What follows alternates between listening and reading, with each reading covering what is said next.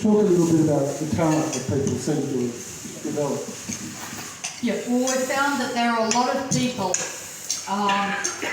in the street community who are able to express their spirituality, express their hearts through painting or through music or through writing.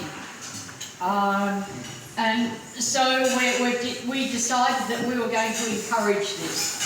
If anybody wanted to do this, we would encourage them and help them in doing it. So quite a few people from David's Place are involved with the street choir. We try and support the street choir as much as we possibly can. We have people who can paint and draw. We're probably going to have an art exhibition next year for a woman called Sam, who's been painting for quite a long time. Writing seems to be the way that a lot of people at David's Place have been able to express their hearts and their spirits. We've published quite a few books, mainly of poetry. Two of the books that we've published have been biography, written by a chap called Sean Martin.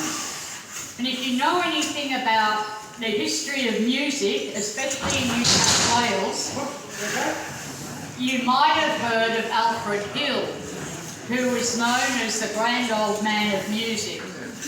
Sean is his great-grandson, and he had a great respect for Alfred Hill's wife, whom he knew as a child. So he wrote her story, and it's very touching. We published that for him. He also has a real heart for women suffering from domestic violence, because his mother suffered from domestic violence. So he wanted to turn his mother's notes of her life story into a book, so that people would know what it's like for somebody suffering from domestic violence. And he did this. Now, I gave a copy of it to Jenny here, who has a bit of a history in the area of literature.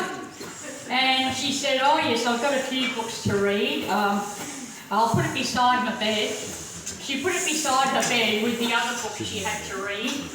The next month when I saw her, she said, oh my gosh, I stayed up till 2 o'clock in the morning reading it.